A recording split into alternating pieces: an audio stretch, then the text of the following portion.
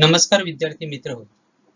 आज आपण बघणार आहोत प्रकरण क्रमांक 8 मधील शेवटचा प्रश्न क्रमांक 5.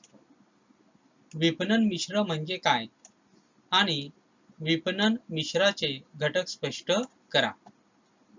याआधी पण बघितलं होतं की विपणन जे आहे ते का महत्त्वाचं असतं त्याबाबत आपण माहिती घेतली होती. त्याचबरोबर मागील लेक्चरमध्ये आपण बघितलं होतं की विपणनामध्ये कोणकोणत्या प्रकारची कार्य पार पाडावी लागतात. आज आपल्याला अभ्यास करायचा आहे तो म्हणजे विपणन मिश्र ही जी संज्ञा आहे, ही जी कन्सेप्ट आहे, त्याबाबत आज आपल्याला अभ्यास करायचा आहे. विपणनाच्या विविध घटकांचे एकत्रीकरण म्हणजे विपणन मिश्र होय. आता विपणन मिश्र म्हणजे काय? मिश्र ज्याला इंग्रजीमध्ये म्हटलं जातं मिक्सचर म्हणजे एकत्रीकरण. विपणनाचे काही घटक आहेत आणि त्या घटकांचं जेव्हा एकत्रीकरण केलं जातं तेव्हा त्याला म्हटलं जातं विपणन मिश्र. या घटकांचे एकत्रीकरण व नियंत्रण करून व्यवसाय विशिष्ट बाजारातून अपेक्षित परिणाम साध्य करतो. मग आता विपणनाचे जे काही घटक आहेत ते आपण पुढे बघणार आहोत. त्या घटकांचं जे मिश्रण असतं किंवा एकत्रीकरण असतं किंवा ते घटक जेव्हा एकत्र येतात तेव्हा त्याला म्हटलं जातं विपणन मिश्र. म्हणजे हे जे मिश्रण आहे ते अतिशय योग्य प्रमाणात असलं पाहिजे. जसं आपल्याला जर एखादी भाजी करायची असेल, जेवण बनवायचं असेल, तर त्यामधले सर्व जे घटक आहेत ते योग्य प्रमाणात असले तरच त्या जेवणाला चांगल्या प्रकारची चव येते. त्याच प्रकारे जर आपल्याला बाजारपेठेमध्ये आपल्या व्यवसायामध्ये यश संपादन करायचं असेल, प्रगती करायची असेल, तर विपणन मिश्राचे जे घटक आहेत त्याचं योग्य प्रमाणामध्ये मिश्रण केलं पाहिजे. आणि विपणन घटकाचे किंवा विपणन मिश्राचे जे घटक आहेत त्याला चांगल्या प्रकारे नियंत्रण केलं पाहिजे. नियंत्रण करणे म्हणजे काय? आवश्यक त्या ठिकाणी ते घटक वाढवले पाहिजेत आणि आवश्यक त्या ठिकाणी त्या घटकांची संख्या कमी केली पाहिजे. त्याला म्हटलं जातं नियंत्रण. म्हणजे योग्य प्रमाणात आपण जर त्याचं एकत्रीकरण केलं आणि योग्य प्रकारे आपण जर त्यांचं नियंत्रण केलं तर आपल्याला अपेक्षित असलेले जे काही आपली उद्दिष्ट आहेत, व्यवसायाची जी काही उद्दिष्ट आहेत ते आपण साध्य करू शकतो. म्हणजेच विपणन मिश्र म्हणजे योग्य वस्तू योग्य वेळी योग्य किमतीला योग्य ठिकाणी उपलब्ध करणे होय. आता विपणन मिश्रामुळे काय साध्य होतं? जर आपलं विपणन मिश्र प्रभावी असेल, चांगल्या प्रकारे आपण जर त्या घटकांचा एकत्रीकरण केलं असेल तर काय साध्य होतं? त्यातून आपल्याला काय साध्य होणार आहे? आपली जी वस्तू तयार होणार आहे ती योग्य वस्तू तयार होणार आहे. म्हणजे ग्राहकांच्या पसंतीला पडणारी वस्तू तयार होणार आहे. योग्य वेळी ती ग्राहकापर्यंत पोहोचणार आहे. आणि एवढंच नव्हे तर योग्य किमतीला म्हणजे ग्राहकाला परवडेल अशा किमतीला ती ग्राहकापर्यंत पोहोचणार आहे. म्हणजे ह्या सर्व गोष्टी विपणन मिश्र जर आपलं प्रभावी असेल, चांगलं असेल तर होणार आहेत. आणि म्हणून म्हटलं जातं की व्यवसायाचं जे विपणन मिश्र आहे म्हणजे विपणन मिश्राचे जे काही विविध घटक आहेत, विपणनाचे जे काही विविध घटक आहेत त्याचं एकत्रीकरण करावं लागतं आणि ते एकत्रीकरण योग्य प्रमाणे आणि योग्य प्रकारे केलं गेलं पाहिजे. ते विपणनाचे अत्यंत महत्त्वाचे असे एक साधन आहे. सन 1960 मध्ये ए.जे. मॅकार्थी यांनी विपणन मिश्रणाचे 4 घटक, त्याला 4 P's सांगितले आहेत. सन 1981 मध्ये बूम्स अँड बिटनर यांनी 4P या तत्वामध्ये आणखी नवीन 3 घटक 3P यांची भर घातली आहे. म्हणजे सुरुवातीला 1960 मध्ये एम जे मॅकर्थी यांच्या मते विपणनाचे 4 घटक आहेत आणि त्या 4 घटकांच्या मिळून तयार होतं विपणन मिश्र. पण 1981 साली बूम्स अँड बिटनर यांनी काय केलं, आधीचे जे 4 घटक आहेत त्याच्यामध्ये आणखी 3 घटकांचा समावेश केला. जे 4 घटक आहेत त्याला म्हटलं जातं 4 P's आणि नवीन जे 3 घटक आहेत त्यांचा समावेश केला गेला त्याला म्हटलं जातं 3 P's. आता सुरुवातीचे जे 4 घटक होते जे ए जे मॅकर्थी यांनी सांगितले होते ते वस्तूशी निगडीत होते.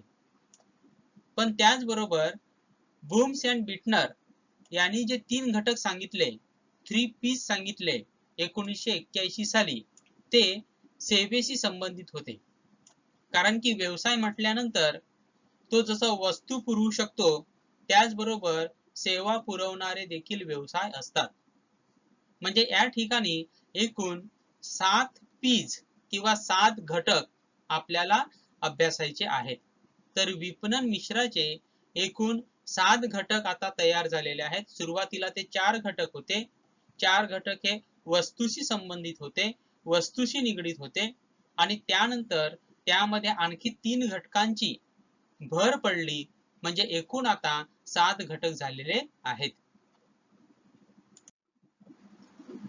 पहिला घटक आहे वस्तू, ज्याला इंग्रजीमध्ये म्हटलं जातं प्रोडक्ट. बघा 4 P's, तिकडे P लिहिलेला आहे म्हणजे 4 प्रकारचे P's. प्रोडक्ट आहे, प्राइस आहे, प्लेस आहे, प्रमोशन. याचा उल्लेख मी आधी देखील केलेला आहे, म्हणून त्याला 4 P's असं म्हटलं जातं. वस्तू, ज्याला इंग्रजीमध्ये प्रोडक्ट असं म्हटलं जातं. उत्पादनामध्ये वस्तू आणि सेवांचा समावेश होतो की ज्या ग्राहकांच्या गरजा पूर्ण करण्यासाठी दिल्या जातात. आता आपण विविध प्रकारच्या वस्तू वापरतो, विविध प्रकारच्या सेवा आपण घेत असतो. वस्तू घेण्याचा किंवा विविध प्रकारच्या सेवा वापरण्याचा उद्देश काय असतो? एकच उद्देश असतो, तो म्हणजे आपल्या ज्या गरजा आहेत त्या पूर्ण झाल्या पाहिजेत. म्हणजे जेव्हा आपल्याला भूक लागते तेव्हा आपण अन्न पदार्थ घेतो. का घेतो? कारण की आपल्याला आपली जी गरज आहे म्हणजे जी भूक लागलेली आहे ती शमवायची असते. म्हणजे आपण ज्या काही वस्तू घेतो किंवा ज्या काही सेवा घेतो त्या घेण्यामागचा उद्देश असतो आपल्या ज्या काही गरजा आहेत त्या गरजा पूर्ण झाल्या पाहिजेत आणि त्या जेव्हा गरजा पूर्ण होतात तेव्हा आपल्याला समाधान मिळतं. उत्पादन हे वस्तू किंवा सेवेच्या स्वरूपात असून दृश्य किंवा अदृश्य स्वरूपात असते. आता उत्पादन हे वस्तूचं केलं जाऊ शकतं, त्याचबरोबर सेवेचं देखील केलं जाऊ शकतं. परंतु प्रश्न असा आहे की वस्तू जेव्हा उत्पादित होते तेव्हा ती आपल्याला दिसते म्हणजे ती दृश्य स्वरूपात आहे. परंतु सेवेचं उत्पादन हे आपल्याला दिसत नाही तर त्याचा परिणाम दिसत असतो. त्याचा काय दिसत असतो? परिणाम दिसत असतो. उदाहरणार्थ आपण इंटरनेट वापरतो.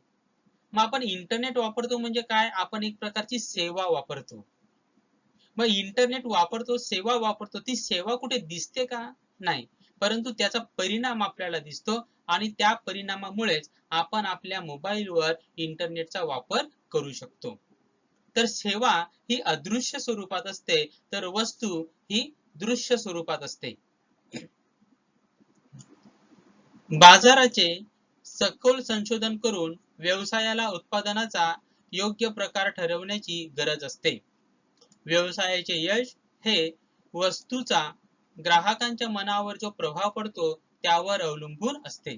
बघा, विपणनाचा सर्वात महत्वाचा घटक जर असेल तर तो म्हणजे वस्तू.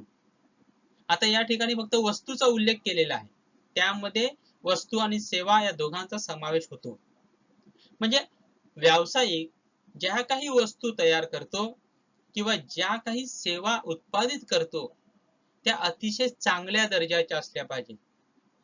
म्हणजेच त्या वस्तू किंवा सेवा यांचा वापर केल्यानंतर ग्राहकांच्या ज्या काही गरजा आहेत किंवा ग्राहकांच्या ज्या काही अपेक्षा आहेत त्या पूर्ण झाल्या पाहिजेत. म्हणजे थोडक्यात ग्राहकाचं पूर्ण समाधान झालं पाहिजे. कोणताही उद्योग असेल, कोणताही व्यवसाय असेल, त्या व्यवसायाचं जे यश आहे ते फक्त जास्तीत जास्त करून हे वस्तू आणि सेवा यांच्यावर अवलंबून असतं, की तुमची जी वस्तू आहे किंवा तुमची जी सेवा आहे ती कोणत्या दर्जाची आहे. तुम्ही तयार केलेली वस्तू किंवा तुम्ही तयार केलेली सेवा ग्राहकांचे समाधान करू शकते का करू शकत नाही यावर अवलंबून असतं, की तुमच्या उद्योगाला, तुमच्या व्यवसायाला यश मिळणार आहे किंवा नाही. म्हणून आपण कोणत्या प्रकारची वस्तू उत्पादित केली पाहिजे, कोणत्या प्रकारची सेवा आपण ग्राहकांना दिली पाहिजे हे ठरवण्यासाठी बाजाराचं संशोधन केलं पाहिजे. बाजारामधनं ग्राहकांमधून विविध प्रकारची माहिती गोळा केली पाहिजे, त्या माहितीचा अभ्यास केला पाहिजे, त्या माहितीचं विश्लेषण केलं पाहिजे आणि त्यानंतर आपण ठरवलं पाहिजे, निश्चित केलं पाहिजे की आपल्याला कोणत्या प्रकारची वस्तू उत्पादित केली पाहिजे, कशा प्रकारची सेवा आपण ग्राहकांना दिली पाहिजे. दुसरं आहे किंमत. त्याला इंग्रजीमध्ये म्हटलं जातं प्राइस. वस्तूची किंमत म्हणजे मूलतः अशी रक्कम की जी ग्राहक वस्तूंची खरेदी करताना देतो. किंमत म्हणजे काय? रक्कम जी आपण म्हणजे ग्राहक वस्तू खरेदी करताना दुकानदाराला देतो. जी रक्कम ग्राहक वस्तू खरेदी करताना दुकानदाराला देतो त्या रकमेला काय म्हटलं जातं? त्या वस्तूची किंमत. इंग्रजीमध्ये त्याला आपण प्राइस असं म्हणतो. वस्तूला मागणी निर्माण होण्यासाठी किंमत हा घटक अत्यंत महत्त्वाचा असतो. वस्तूची किंमत निश्चित करताना व्यवसायाने कमालीची काळजी घेतली पाहिजे. लक्षात घ्या, जसं वस्तूचा दर्जा हा महत्त्वाचा भाग आहे, त्याचबरोबर त्या वस्तूची किंमत ही देखील अतिशय महत्त्वाची बाब आहे. आणि म्हणून म्हटलं जातं की वस्तूची किंमत ठरवणे ही बाब महत्त्वाची तर आहेच, बरोबर, त्याचबरोबर अतिशय क्लिष्ट देखील आहे. आता क्लिष्ट का आहे किंवा अडचणीची का आहे? कारण की वस्तूची किंमत अतिशय जास्त असून देखील चालत नाही आणि वस्तूची किंमत अतिशय कमी असून देखील चालणार नाही. किंमत जर जास्त असेल तर ग्राहकांची मागणी कमी होईल आणि किंमत कमी ठेवली तर आपल्याला म्हणजे व्यावसायिकाला पाहिजे तेवढा नफा होणार नाही. म्हणजे त्याची किंमत ठरवत असताना अनेक घटकांचा विचार करावा लागतो आणि त्या घटकांचा विचार करून व्यवसायाला परवडेल आणि ग्राहकाला देखील परवडेल अशा प्रकारची योग्य किंमत ठरवावी लागते. वस्तूंचा उत्पादन खर्च, वस्तूसाठी पैसे खर्च करण्याची ग्राहकाची इच्छा या गोष्टी वस्तूंची किंमत निश्चित करताना महत्त्वाची भूमिका पार पाडतात. मग किंमत ठरवताना कोणत्या गोष्टींचा किंवा कोणत्या घटकांचा विचार करावा लागतो? पहिला घटक म्हणजे उत्पादन खर्च. म्हणजे ती वस्तू तयार करण्यासाठी आपल्याला आलेला खर्च, किती खर्च आलेला आहे त्याचा विचार करावा लागतो. त्यानंतर आपल्याला विचार करावा लागतो की आपण ज्या ग्राहकांसाठी ही वस्तू तयार करणार आहोत त्या ग्राहकांची क्रय शक्ती काय आहे, ते ग्राहक आपली वस्तू किती किमतीला घेऊ शकतील याचा विचार करावा लागतो. आपल्याला आपण जी वस्तू तयार केलेल्या आहे त्या वस्तूवर नफा किती कमवायचा आहे या गोष्टीचा विचार आपल्याला करावा लागतो. म्हणजे ह्या सर्व गोष्टीचा विचार करून आणि इतर घटकांचा विचार करून वस्तूची किंमत निश्चित करावी लागते. किंमत जास्त असेल तर त्याचा परिणाम ग्राहकांच्या मागणीवर होतो आणि किंमत फारच कमी असेल तर व्यवसायाच्या नफ्यावर त्याचा परिणाम होतो. आधी सांगितल्याप्रमाणे किंमत जर जास्त असेल तर त्या वस्तूची जी मागणी आहे ती कमी होते, कारण की वस्तू खरेदी करत असताना किमतीकडे देखील लक्ष दिलं जातं. आणि जर किंमत आपण अतिशय कमी ठेवली तर व्यवसायाच्या नफ्यावर परिणाम होणार आहे, व्यवसायाचा नफा कमी होणार आहे. म्हणून किंमत निश्चित करताना ग्राहकांनी वस्तूची असणारी उपयुक्तता व मूल्य याचा विचार करावा. म्हणजे किंमत निश्चित करत असताना आपण जी वस्तू तयार केलेली आहे त्याची उपयुक्तता किती आहे, ग्राहकांना ती किती निगडीची आहे, किती गरजेची आहे या गोष्टीचा विचार करून वस्तूची किंमत ठरवली गेली पाहिजे. तिसरा घटक आहे स्थान, ज्याला इंग्रजीमध्ये प्लेस असं म्हटलं जातं. स्थान किंवा ठिकाणाला वितरण व्यवस्था असेही म्हणतात. स्थान निश्चिती किंवा वितरण व्यवस्था या गोष्टी विपणनात फार महत्वाच्या असतात. म्हणजे तयार केलेली वस्तू, आपण उत्पादित केलेली वस्तू ग्राहकापर्यंत योग्य वेळी आणि योग्य ठिकाणी पोहोचणे अतिशय महत्वाचं असतं. आणि ती वस्तू ग्राहकाकडे योग्य वेळी योग्य ठिकाणी पोहोचवण्याची जी काही प्रक्रिया आहे त्याचा समावेश कशामध्ये होतो? वितरण व्यवस्थेमध्ये होत असतो. योग्य उत्पादन योग्य किमतीला बनवणे एवढेच पुरेसे नसून व्यावसायिकांना ते उत्पादन संभाव्य ग्राहकांना योग्य ठिकाणी उपलब्ध करून देणे हे सुद्धा फार महत्वाचे असते. म्हणजे आपण तयार केलेली वस्तू कितीही चांगल्या दर्जाची असेल, आपण तयार केलेल्या वस्तूमध्ये कितीही चांगल्या प्रकारची गुणवैशिष्ट्ये असतील, तरी देखील एवढं असून पुरेसं नाही. म्हणजे तेवढं असलं म्हणजे आपल्या व्यवसायाची प्रगती होईल असं नाही, आपल्याला यश मिळेल असं नाही. तर आपल्या वस्तूचा दर्जा चांगला असलाच पाहिजे. त्याचबरोबर आपण तयार केलेल्या ज्या वस्तू आहेत किंवा आपल्या ज्या सेवा आहेत त्या ग्राहकापर्यंत योग्य वेळी योग्य ठिकाणी पोहोचल्या पाहिजेत. तरच त्या वस्तूचा फायदा होणार आहे, तरच आपल्याला ग्राहक संख्या जास्त मिळणार आहे. संभाव्य ग्राहकांना ते उत्पादन किंवा त्या वस्तू सहज उपलब्ध करून देण्याची जबाबदारी व्यवसायाची असते. म्हणजे जे काही ग्राहक आहेत, संभाव्य ग्राहक म्हणजे जी लोक आपल्या वस्तू घेऊ शकतील त्याला म्हटलं जातं संभाव्य ग्राहक. त्यांच्यापर्यंत त्या वस्तू योग्य ठिकाणी योग्य वेळी पोहोचल्या पाहिजेत आणि ती जबाबदारी व्यवसायाची आहे. आणि ते बघण्याचं काम कशामध्ये केलं जातं? वितरण व्यवस्थेमध्ये केलं जातं. यामध्ये ग्राहकांना वस्तू उपलब्ध करून देण्याचा, जागेचा, वितरणाचा आणि वितरणाच्या मार्गांचा समावेश होतो. वस्तू वितरणाची साखळी जेवढी चांगली तेवढे बाजारपेठ व्यापणे सोपे जाते. म्हणजे यामध्ये अनेक गोष्टीचा समावेश होतो. गोदामे म्हणजे आपण तयार केलेल्या वस्तू कुठे साठवून ठेवायच्या, तसंच आपण ज्या वस्तू ग्राहकापर्यंत पोहोचवणार आहोत ते ठिकाण कोणतं असणार आहे, ते पोहोचवण्यासाठी आपण कोणत्या वितरण मार्गाचा वापर करायचा, म्हणजे रस्ते वाहतुकीचा वापर करायचा का, रेल्वे वाहतुकीचा वापर करायचा का, कोणत्या मार्गाचा वापर करायचा, कशा प्रकारे त्या वस्तू ग्राहकापर्यंत पोहोचवायच्या, या सर्व गोष्टीचा विचार आपल्याला करणे गरजेचे आहे. म्हणजे थोडक्यात काय, आपली वितरण व्यवस्था ही प्रभावी असली पाहिजे.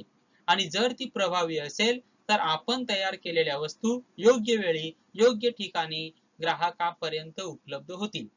आणि तसं जर झालं तरच आपल्या वस्तूला ग्राहकाकडून चांगली मागणी निर्माण होईल, अन्यथा चांगली मागणी निर्माण होणार नाही.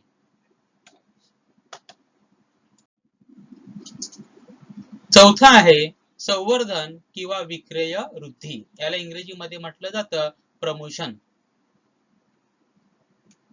विक्रय वृद्धी हा विपणनाचा एक अत्यंत महत्वाचा घटक असून विक्रीमध्ये स्वतःची ओळख निर्माण करतो.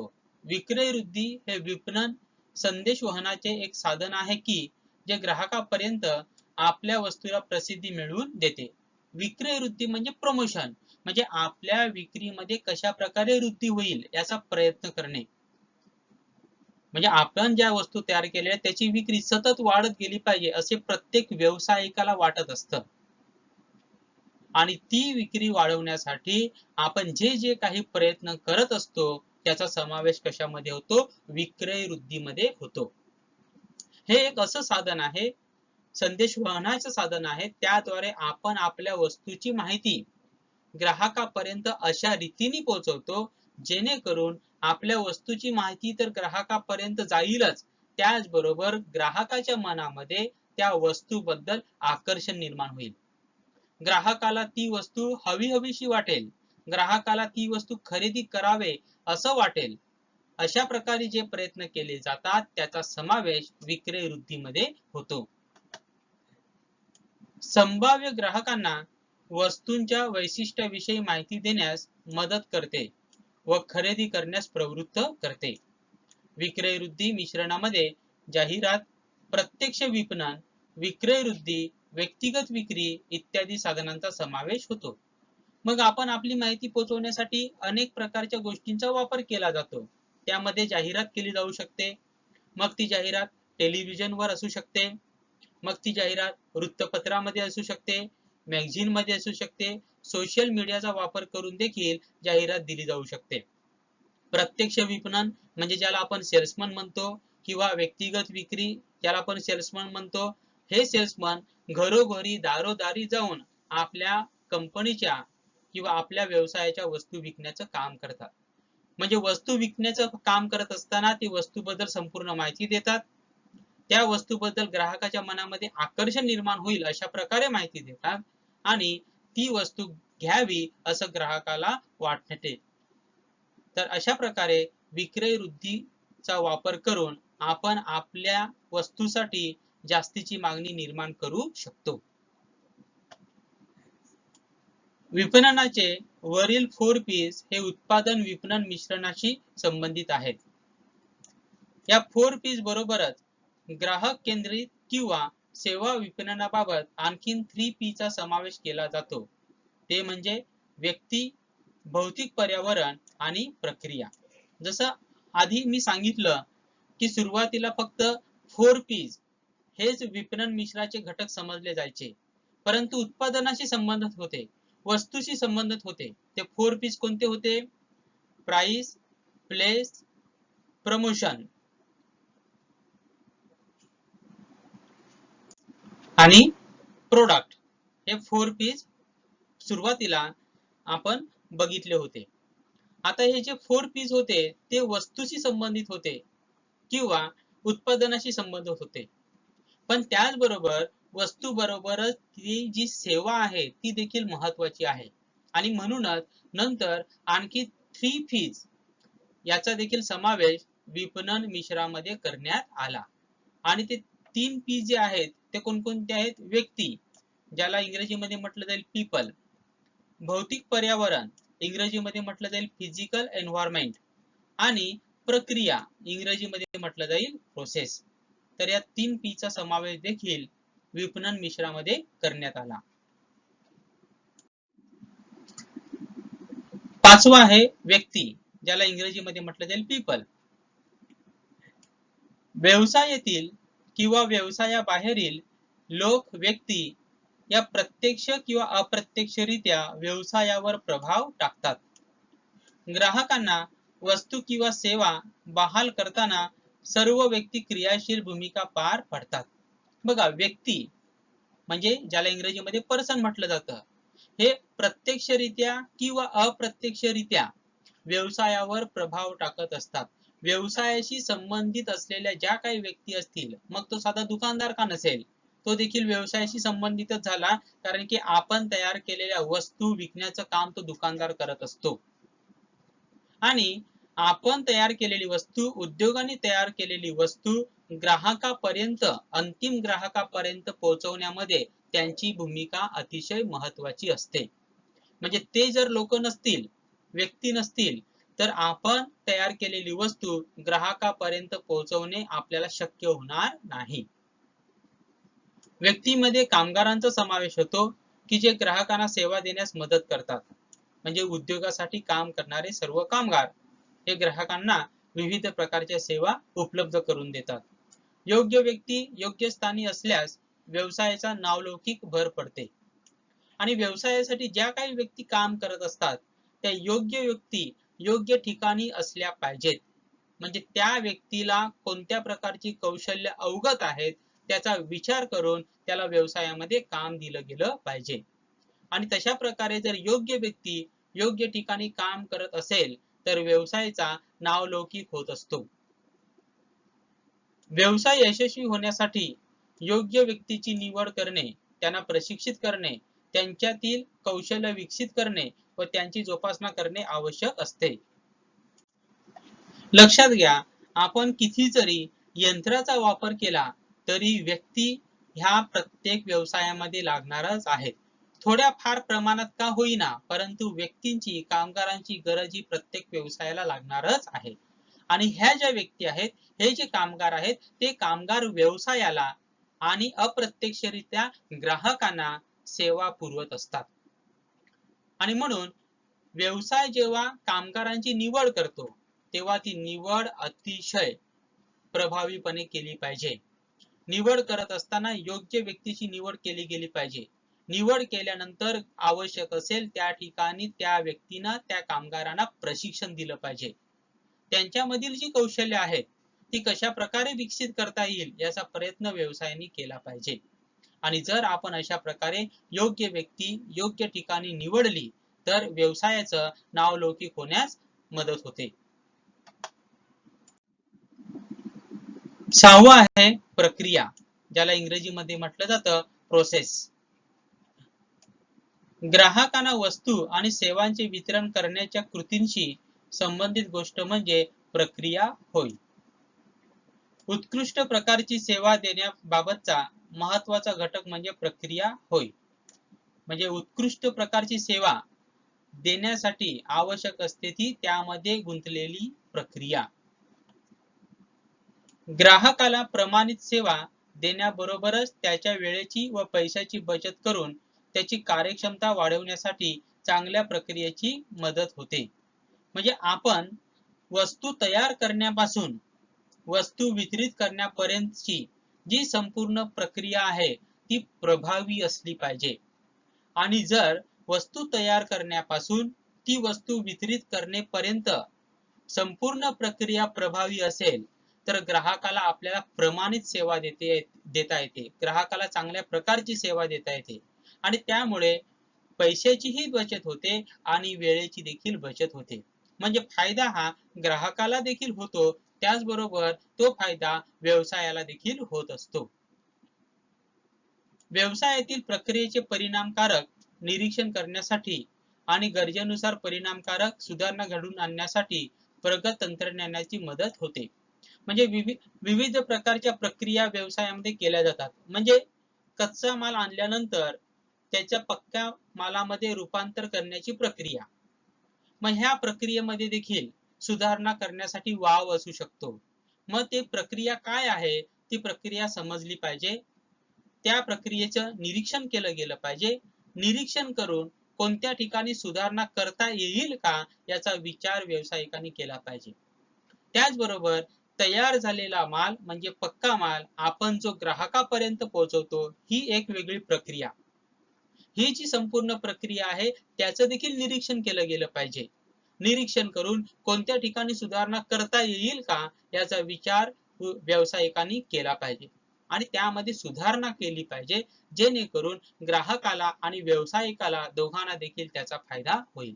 म्हणजे थोडक्यात काय, व्यवसायामध्ये ज्या विविध प्रकारच्या प्रोसेस असतात, विविध प्रकारच्या प्रक्रिया असतात, त्या सर्व प्रक्रियांचं निरीक्षण केलं गेलं पाहिजे, त्यांचं विश्लेषण केलं गेलं पाहिजे आणि आवश्यक असेल त्या ठिकाणी त्यामध्ये सुधारणा केली गेली पाहिजे. 7वं आहे भौतिक पर्यावरण, ज्याला इंग्रजीमध्ये म्हटलं जातं फिजिकल एन्व्हायरमेंट. भौतिक पर्यावरणाचा संदर्भ विपणन पर्यावरणातील ग्राहक आणि व्यवसाय संस्था यांच्यात होणाऱ्या देवाणघेवाणीशी असतो. आता याचा जो संबंध आहे तो प्रत्यक्ष ग्राहक आणि व्यवसाय यांच्यामध्ये जी वस्तू आणि सेवांची देवाणघेवाण होत असते त्याच्याशी संबंधित आहे. सेवांचे स्वरूप अदृश्य असल्याने सेवा देणारे ग्राहकांचा अनुभव वाढवण्यासाठी दृश्य स्वरूपाचे घटक देण्याचा प्रयत्न करतात. आता आधीच सांगितल्याप्रमाणे वस्तू ही दृश्य स्वरूपाची असते तर सेवा ही अदृश्य स्वरूपाची असते. म्हणजे जेव्हा एखादी सेवा पुरवली जाते ती सेवा आपल्याला दिसत नाही, परंतु त्या सेवेचा परिणाम आपल्याला दिसत असतो. सेवाच्या बाजारपेठेत सेवा यशस्वीरित्या पुरवल्याची खात्री देण्यासाठी भौतिक पुरावा महत्वाचा असतो. आणि ज्या ठिकाणी ज्या व्यवसाय सेवा पुरवण्याचं काम करतात त्या व्यवसायामध्ये आधी सांगितल्याप्रमाणे सेवा ही दिसत नाही, वस्तू ही दिसते. म्हणजे जर आपण एखाद्या दुकानदाराकडनं एखादी वस्तू विकत घेतली तर ती वस्तू आपल्याला मिळते आणि आपल्याला दिसते की हा आपण त्याचे पैसे दिलेले आहेत आणि त्या बदल्यामध्ये आपल्याला वस्तू मिळालेली आहे, परंतु सेवा ही दिसत नाही. मग सेवेचं काय असतं? सेवा ही दिसत नसली तरी त्याचा परिणाम दिसत असतो आणि तो परिणाम ग्राहकाला दिसला पाहिजे, तो परिणाम ग्राहकाला जाणवला पाहिजे. आणि त्यासाठी तो परिणाम म्हणजेच भौतिक पुरावा झाला. सेवेचा भौतिक पुरावा म्हणजे त्या सेवेपासून मिळणारा परिणाम होय. प्रत्यक्ष पुराव्यामुळे ग्राहकांना बाजारातील अग्रेसर उत्पादने समजतात. प्रत्यक्ष पुरावा ग्राहकांच्या समाधानावर परिणाम करतो. त्यामध्ये ठिकाण, जागा, आराखडा, अंतर्गत सजावट, बांधणी, मुद्रीकरण म्हणजे ब्रँड नेम, कर्मचाऱ्यांची वेशभूषा आणि त्यांची वागण्याची पद्धत, प्रतीक्षालय इत्यादी बाबींचा समावेश होतो. बघा, सेवा जेव्हा आपण घेत असतो तेव्हा आपण सेवेच्या बाबतीत बघितलं, उदाहरणार्थ आपण जर एखाद्या बँकेमध्ये गेलो, त्या बँकेमध्ये सेवा देणारी लोक त्या ठिकाणी असतात. मग सेवा देण्यासाठी विविध कर्मचाऱ्यांची निवड केलेली असते. मग आपण बघतो की अनेक बँकेमध्ये अंतर्गत सजावट ही चांगल्या प्रकारची केलेली असते, जेणेकरून ग्राहकाचं मन त्या ठिकाणी प्रसन्न होईल. तसंच सेवा देणारी जी कंपनी असते त्याचं देखील मुद्रीकरण केलेलं असतं, म्हणजे त्याचे ब्रँडिंग केलेलं असतं. उदाहरणार्थ जर ICICI बँक आपण बघितली, त्या बँकेमध्ये जर आपण गेलो तर त्या ठिकाणी त्या कंपनीचं नाव वगैरे लिहिलेलं असतं आणि तसं केलेलं असल्यामुळे त्या बँकेबद्दल किंवा आपण जी सेवा घेणार आहोत त्याबद्दल आपल्याला आपल्या मनामध्ये एक विश्वास निर्माण होतो. तेथील जे कर्मचारी असतात त्यांना विशिष्ट प्रकारची वेशभूषा असतो, म्हणजे त्याचे ड्रेस असतात, त्याचा ड्रेस कोड देखील ठरलेला असतो. बघा, तुम्ही एखाद्या बँकेमध्ये जा, तेथील बँकेमधील जे कर्मचारी असतात त्यांचा जो ड्रेस कोड असतो ते देखील बहुतेक वेळा ठरलेला असतो, म्हणजे एकाच प्रकारचा ड्रेस कोड ह्या सर्व कर्मचाऱ्यांना दिलेला असतो. त्यामुळे आपल्याला चांगल्या आणि उत्तम प्रकारची सेवा मिळणार आहे अशा प्रकारचा विश्वास ग्राहकांच्या मनामध्ये निर्माण होतो. किंवा वागण्याची पद्धत किंवा प्रतीक्षालय म्हणजे ज्या ठिकाणी जर समजा मोठ्या प्रमाणात ग्राहकांची गर्दी असेल तर काही ग्राहकांना प्रतीक्षालयामध्ये थांबण्याची विनंती केली जाऊ शकते. त्या ठिकाणी ग्राहक थोड्या वेळ थांबू शकतात किंवा विश्रांती घेऊ शकतात.